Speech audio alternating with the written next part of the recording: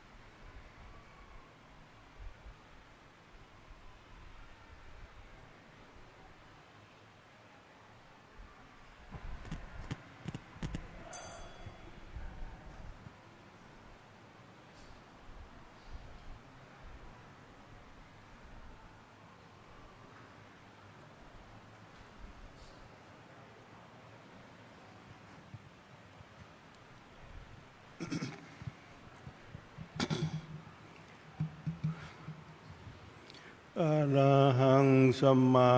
สัมพุทโธภะคะวา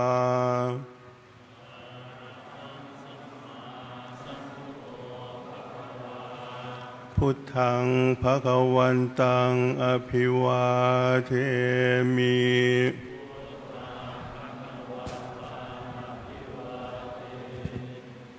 สวากขาโตภะคะวะตาธัมโม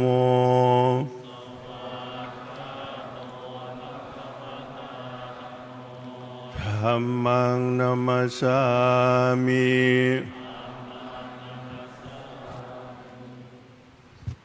สุปฏิปันโนภะคะวะโตสาวกสังโฆ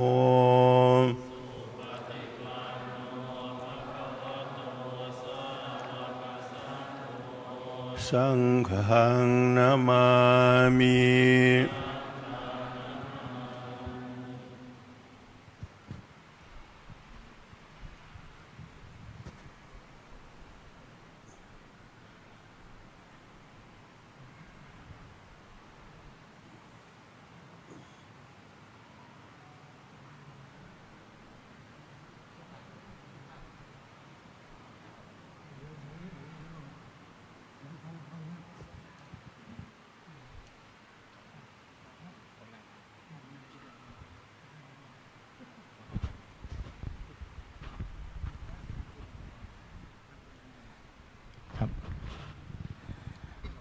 นิมนต์พระภิกษุกราบครับ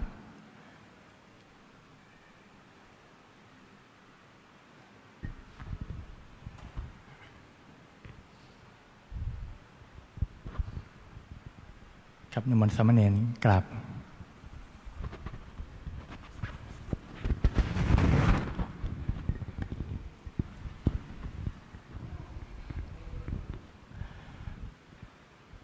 ขอประธานการเรียนเจ้าประคุณสมเด็จพระมหาธีราจารย์เจ้าคณะใหญ่หนเหนือเจ้าวาดวัดพระเชตุพนวิมลมังคลารามราชวรมหาวิหารประธานอำนวยการสนามสอบวัดพระเชตุพนวิมลมังคลารามด้วยความเคารพอย่างสูงยิ่งโอกาสนี้กล่าวขอประธานอนุญาตให้พระมหาวีรยุทธวรวีโรปรริยนธรรม9ประโยคผู้นำประโยคข้อสอบบาลีสนามหลวงอ่านโอวาทแม่กองบาลีสนามหลวงด้วยความเคารพควรมิควรสุดแต่จะเมตตา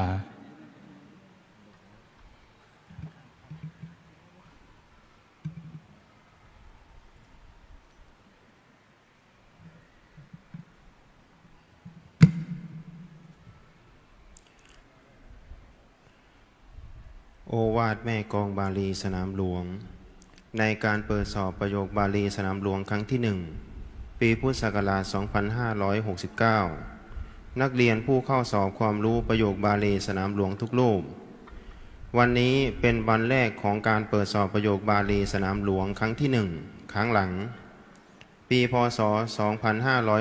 2569 ซึ่งเป็นการสอบของชั้นประโยค 1-2 และประโยคปท. 3, 4, 5 รวมทั้งประโยคบาลีศึกษาทั้งในส่วนกลางและส่วนภูมิภาคประจำศุกร์นี้การสอบประโยคบาลีสนามหลวงในส่วนกลางสำนักงานแม่กลองบาลีสนามหลวงและเจ้าสำนักสถานที่สอบในแต่ละแห่งได้ร่วมกันดำเนินการจัดการสอบและการสอบประโยคบาลีสนามในสนามหลวงในส่วนภูมิภาคนั้นแม่กลองบาลีสนามหลวงได้มอบหมายให้เจ้าคณะภาคเจ้าสังกัดเป็นผู้รับผิดชอบในการดำเนินการจัดการสอบดังที่ได้ประพฤติมาในศกก่อนท่านทั้งหลายการศึกษาพระปริยัติธรรมนับเป็นภาระธุระสำคัญของพระภิกษุสามเณรทุกรูปและเป็นภาระธุระที่พุทธศาสนิกชนทุกคนต้องร่วมกันรับผิดชอบทั้งโดยการศึกษาเองและโดยการสนับสนุนส่งเสริมการจัดการศึกษาทั้งนี้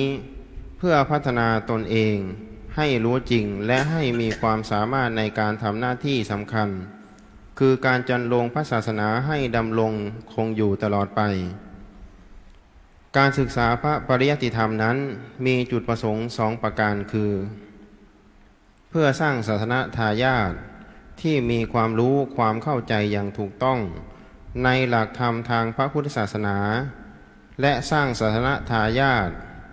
ที่มีความสามารถในการเผยแผ่เป็นเป้าหมายที่พึงประสงค์ของคณะสงฆ์ที่เรียกว่าเป็นพลเมืองที่ดีของชาติเป็นศาสนทายาทที่ดีของพระศาสนาประเทศชาติจะเจริญรุ่งเรืองอย่างยั่งยืน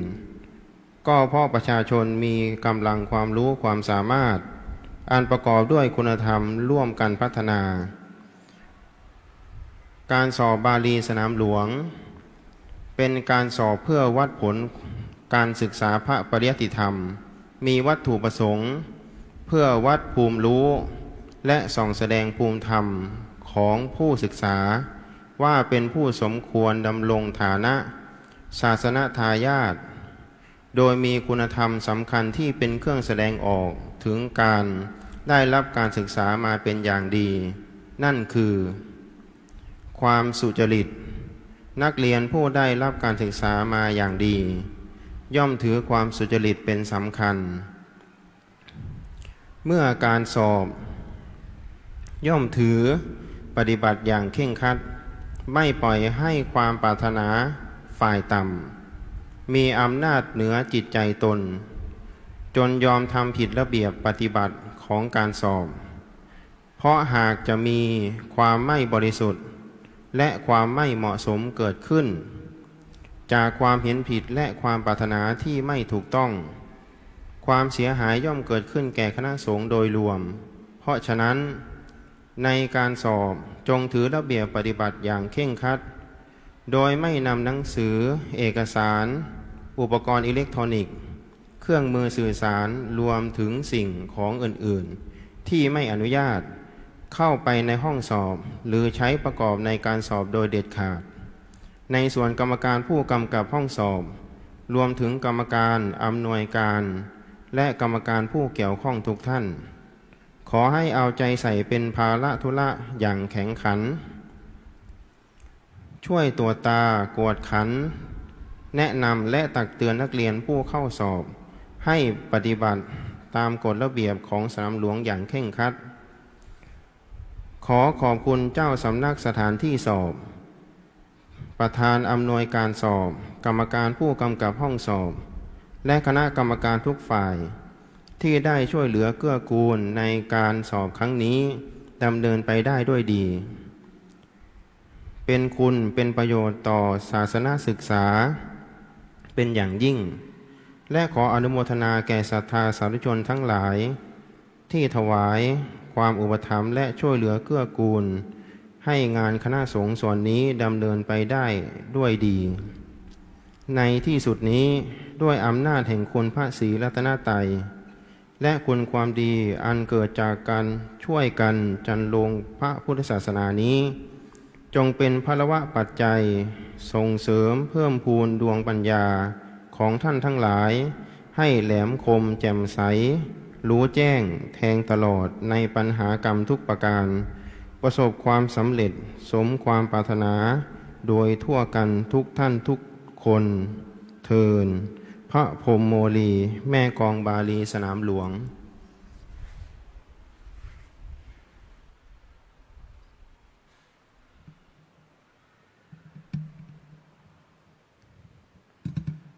โอกาสนี้กล่าวขอประทานเมตตาเจ้าคุณสมเด็จองค์ประธานสนามสอบได้เมตตาให้โอวาทแก่คณะกรรมการและนักเรียนผู้เข้าสอบ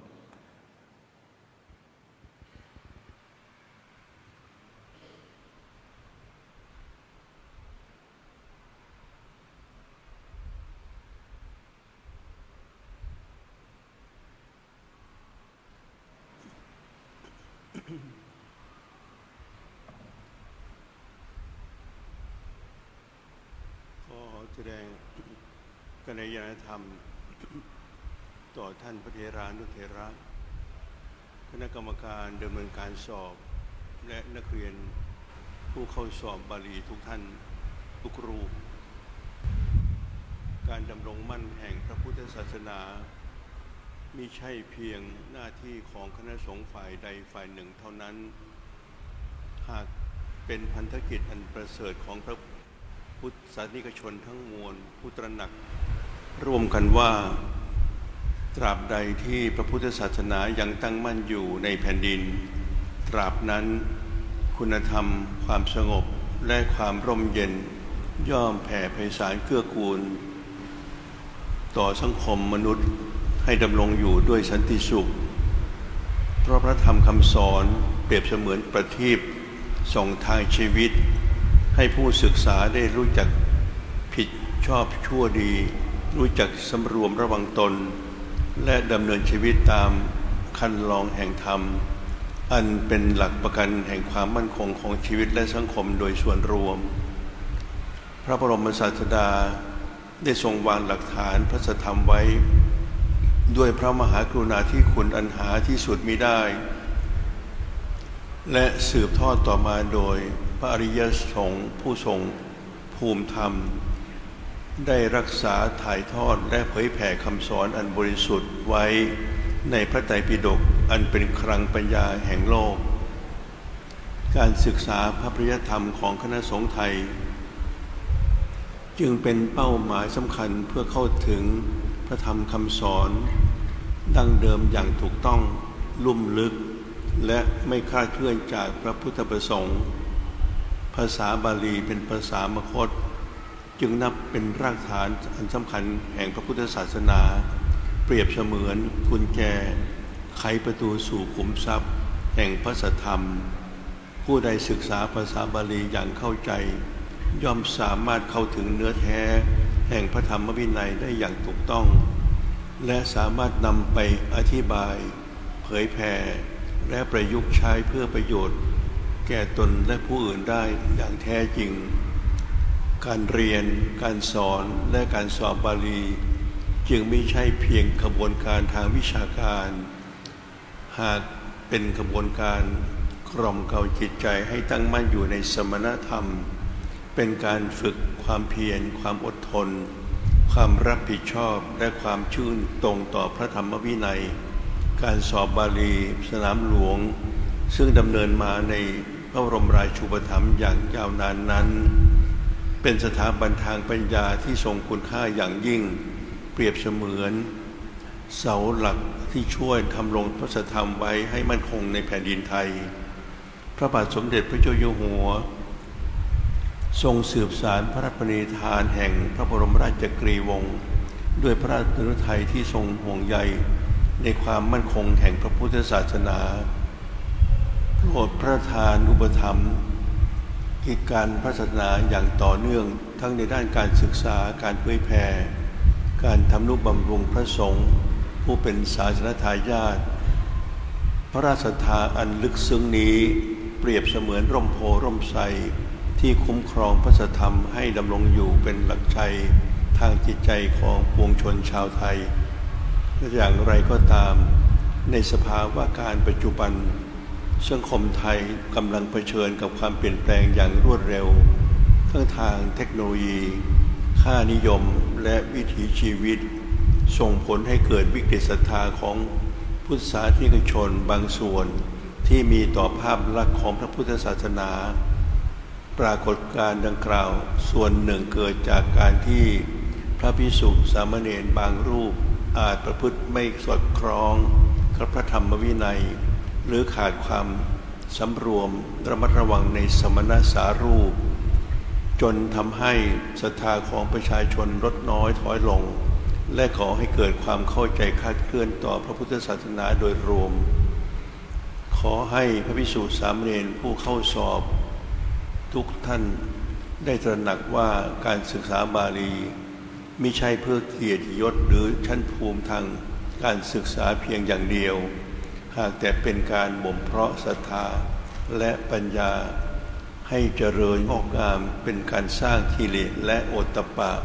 คือความละอายและเกรงกลัวต่อบาปอันเป็นธรรมเครื่องคุ้มครองโลกและเป็นหลักประกันให้การประพฤติดีปฏิบัติชอบตามพระธรรมวินัยเป็นไปอย่างงดงามขอให้ทุกรูปได้รักษาสมณสัญญาดำรงตนอยู่ในสมณสารูปและประพฤติสมณธรรมให้สมกับเพศบรรพชิตอันเป็นเนื้อนามบุญของโลกพร้อมทั้งตั้งใจ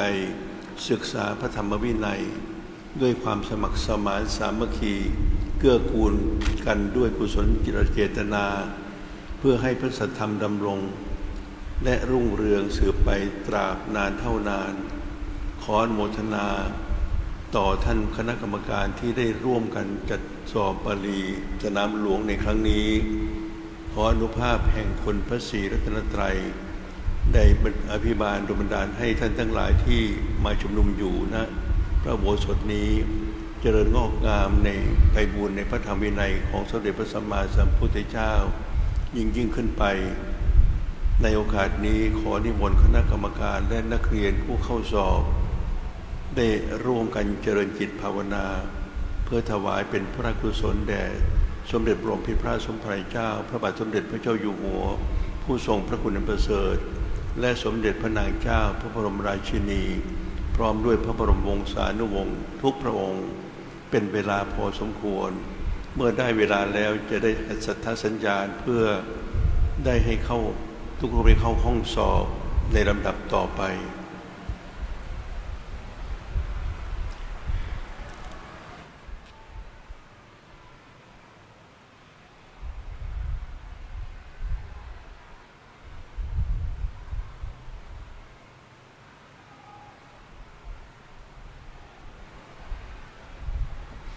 ขออนุโมทนา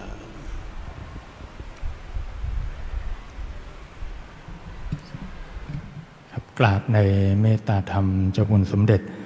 ครับลำต่อไปนิมนต์ทุกรูปคุกเข่าครับครับพระภิกษุกราบครับ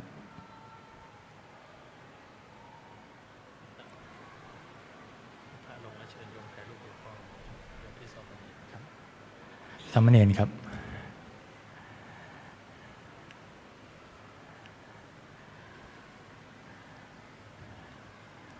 ครับเสร็จแล้วนิมนต์พระภิกษุนะครับพระภิกษุสามเณรนิมนต์เข้าห้องสอบนะครับส่วนโยมบาลีศึกษาอยู่ก่อนนะ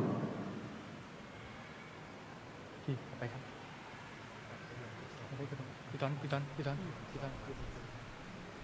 เชิญโยมบาลีศึกษาเชิญถ่ายภาพ